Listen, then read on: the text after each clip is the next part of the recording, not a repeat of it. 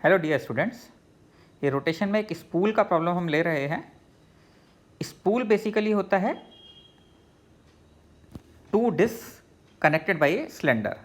दो डिस्क को अगर हम एक सिलेंडर से कनेक्ट कर दें तो इसको हम बोलते हैं स्पूल। योयो भी बोलते हैं। स्पूल और योयो बेसिकली दोनों एक ही तरह के अरेंजमेंट होते हैं। और आप देख सकते हैं जैसे कि यहाँ पर ये 20 सेंटीमीटर जो रेडियस दे रखी है, ये तो आपका डिस्क की हो गई, और एक सिलेंडर जिससे इन दोनों डिस्क को कनेक्ट किया होगा वो 10 सेंटीमीटर हो गई। आप इसका साइड व्यू देख रहे हैं। इसको कंपेयर करना चाहें आप तो जैसे पतंग की चरखी होती है, पतंग उड़ाते हैं, उसकी जो चरखी होती है, पतंग की चरखी में आपने देखा होगा दो डिस्क एक सिलेंडर से कनेक्टेड रहती हैं, और जो स्ट्रिंग बांधी जाती है वो सिलेंडर पर बांधी जाती है।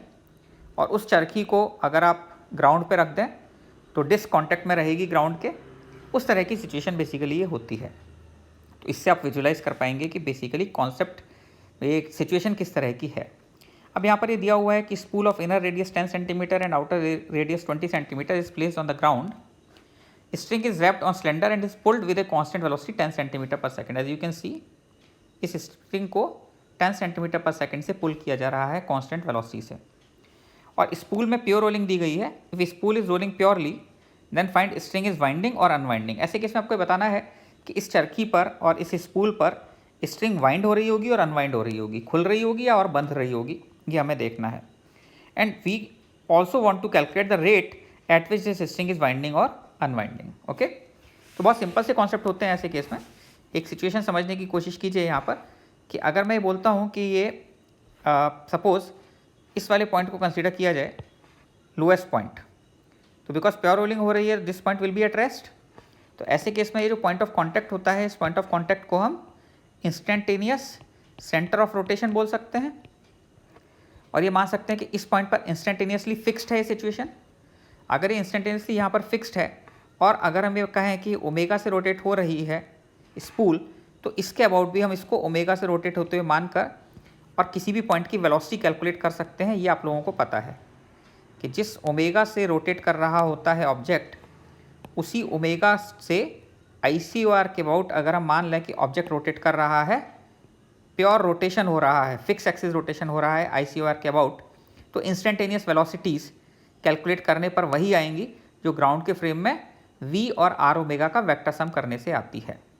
तो ऐसे केस में अब अगर आप इन दो पॉइंट्स की वेलोसिटी देखें, P1 पॉइंट की वेलोसिटी एंड P2 पॉइंट की velocity, P2 is basically centre, तो आपको पता है कि यहाँ पर इस वाले पॉइंट की रेडियस 20 सेंटीमीटर है, तो velocity of point P2 should be equal to R into omega, और R ICOR से लेंगे तो 20 सेंटीमीटर है, तो इसको 0.2 इंटू ओमेगा लिख सकते हैं मीटर में। और इस पॉइंट की वेलोसिटी जो है वो आपकी VP1 जो है वो 10 सेंटीमीटर दी गई है, और VP1 कितनी होनी चाहिए यहाँ पर, that is equal to 0.1 into omega. तो 0.1 इंटू ओमेगा ये यहाँ पर 10 सेंटीमीटर दिया गया है। ये आपके पास इक्वेशन 1 आती है। अब आप एक चीज़ ध्यान रखें कि अगर आप ये देखें कि ये वाला पॉइंट तो जा रहा है 0.2 ओमेगा से और ये वाला पॉइंट जा रहा है 0.1 ओमेगा से, तो किसी भी गिवन टाइम में कौन सा पॉइंट आगे चला जाएगा? P2 पॉइंट आगे चला जाएगा और P1 पॉइंट पीछे रह जाएगा। P2 पॉइंट यहाँ पहुँच गया होगा और P1 पॉइंट इसके रेस्पेक्ट में कहीं यहाँ पर पहुँचा होगा। तो अगर P2 पॉइंट यहाँ पहुँच गया और P1 अभी यहीं पर पहुँचा है, तो इसका मतलब स्ट्रिंग यहाँ पर क्या हुई, रैप हो गई ना। अगर वेलोसिटी ऑफ P1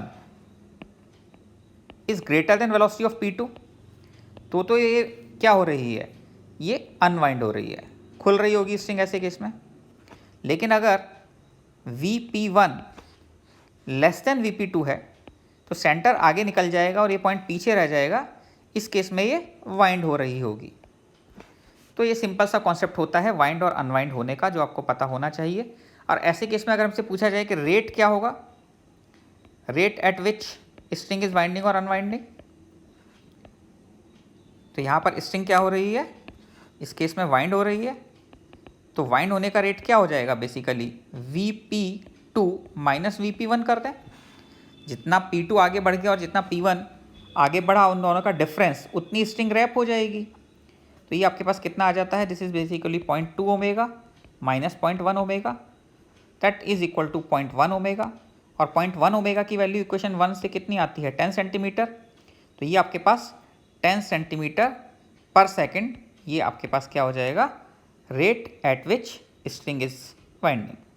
मेरे ख्याल से आपको ये समझ में आ गया होगा किस तरीके की सिचुएशन है, किस तरीके का यहाँ पर कॉन्सेप्ट यूज़ होता है। Okay, 0.1 omega basically 10 centimetre per second है, 10 सेंटीमीटर नहीं है, इसको आप करेक्ट कर लीजिए। दिस इज़ बेसिकली वेलोसिटी, तो वेलोसिटी जो है वो तो आपकी सेंटीमीटर पर सेकंड में होगी। ठीक है, तो सिंपल सा कॉन्सेप्ट है, मेरे ख्याल से समझ में आ गया होगा। कभी भी आपको निकालना हो स्ट्रिंग वाइंड और अनवाइंड है तो क्या होगा, अगर स्ट्रिंग यहाँ से बंधी हुई होती, तो अगर यहाँ पर स्ट्रिंग बंधी हुई होती तो Vp3 जो वेलोसिटी होती वो 0.3 इंटू ओमेगा होती, और वैसे केस में Vp3 ग्रेटर देन Vp2 होता, तो उस केस में यहाँ पर अगर स्ट्रिंग बंधी होगी तो क्या होगी, वो अनवाइंड हो रही होगी।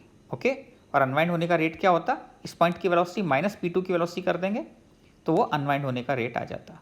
तो जिस पॉइंट पर स्ट्रिंग बंधी है उसका सेंटर ऑफ मास जिस वेलोसिटी से मूव कर रहा है उसके साथ डिफरेंस ले लें तो वो रेट आ जाता है eight which string is winding और अनवाइंडिंग। आई होप आपको ये कॉन्सेप्ट समझ में आ गया होगा। ऐसा अगर कोई सिचुएशन आता है तो